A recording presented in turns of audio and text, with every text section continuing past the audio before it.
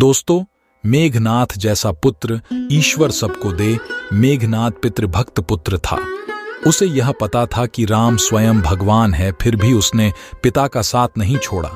जब उसकी मां मंदोदरी ने उसे यह कहा कि इंसान मुक्ति की तरफ अकेले जाता है, तब उसने कहा कि पिता को ठुकरा कर अगर मुझे मोक्ष या स्वर्ग भी मिले तो मैं ठुकरा दूंगा।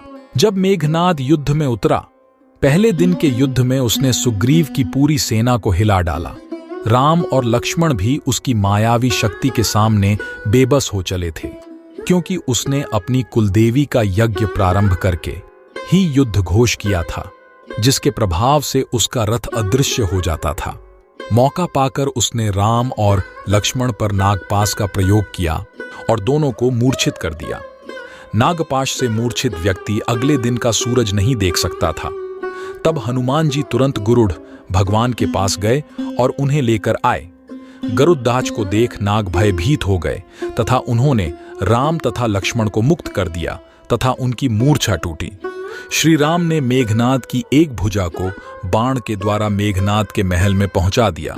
वह भुजा जब मेघनाद की पत्नी सुलोचना ने देखी तो उसे विश्वास नहीं हुआ कि उसके पति की मृत्यु हो चुकी है। तब कटे हाथ ने लिखकर लक्ष्मण का गुणगान किया। अगले दिन मेघनाद ने अपने शक्ति बाण से लक्ष्मण जी मूर्छित कर दिया। तब लक्ष्मण के प्राण को बचाने के लिए हनुमान जी लंका से सुषेण वैद्य को उठा लाए। दोस्तों, जब लक्ष्मण ने मेघनाद का सर अलग कर दिया, तब सुलोचना आती है और बोलती है, हे राम, मेरे पति का सिर मुझे लौटा दें ताकि मैं सती हो सकूं। राम सुलोचना की दशा देखकर दुखी हो गए। सुलोचना ने कहा कि मैं नहीं चाहती कि मेरे पति जीवित होकर संसार के कष्टों को भोगे।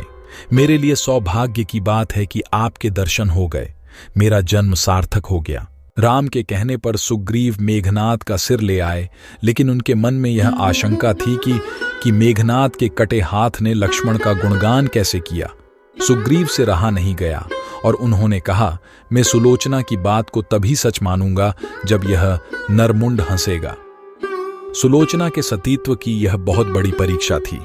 उसने कटे हुए सिर से कहा, हे स्वामी, जल्दी हंसिए, वरना आपके हाथ ने जो लिखा है उसे ये सब सत्य नहीं मानेंगे। इतना सुनते ही मेघनाद का कटा सिर जोर जोर से हंसने लगा। इस तरह सुलोचना अपने पति का कटा हुए सिर लेकर चली गईं। दोस्तों, रामायण में बताए गए सभी बातों को मनुष्य अपने जीवन में अनुसरण करे तो क्या होगा? आस्तिक होगा या नास्तिक होगा? राम भक्त जरूर कमेंट करे। जय श्री राम दोस्तों।